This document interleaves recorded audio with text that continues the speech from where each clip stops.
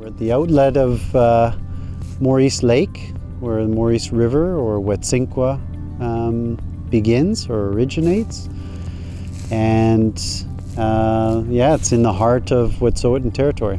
Well, we have two passive traps at the outlet of the lake, essentially sitting in the water column to intercept juveniles that are leaving the lake en route to the ocean. Yeah, so the fish generally passively enter the trap, and at the back of the trap is what's called a live box.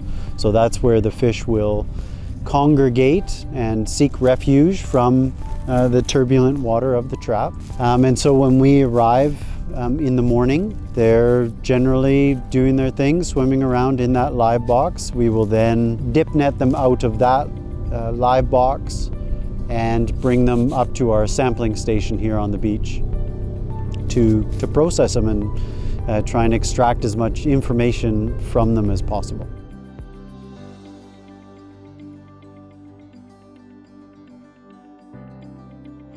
So the sockeye smolt program that we run up at Widzin, Morice Lake, we can use the data of the smolts leaving the headwaters. Kind of gives us a better idea of how accurate, spawning escapement counts are. What's leaving the lake gives us a better idea of what may return. We're downstream of Widzin Canyon.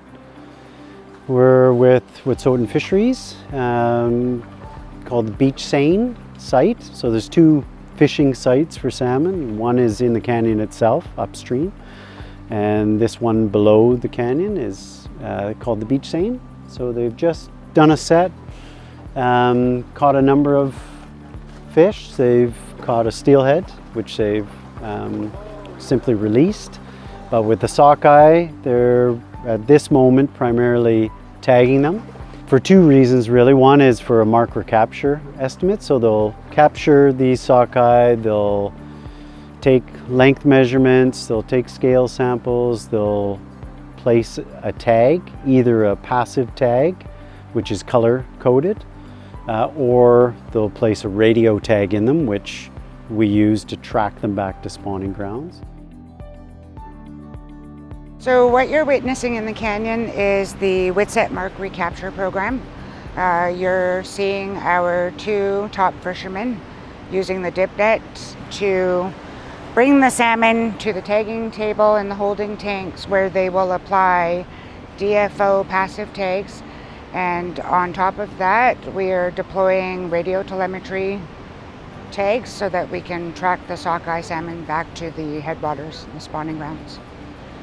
Wet'suwet'en Fisheries runs this program every year because our Morice recovery unit, as we call it, the Morice Atna Nanica stocks have been endangered for more than 20 years. And this information that we gather here helps to feed our nation. I recognize the nation need to be able to continue to sustainably harvest our sockeye for FSC needs. This program has really enlightened me in the processes of just how long it's been that the Wet'suwet'en have been trying to recover this stock.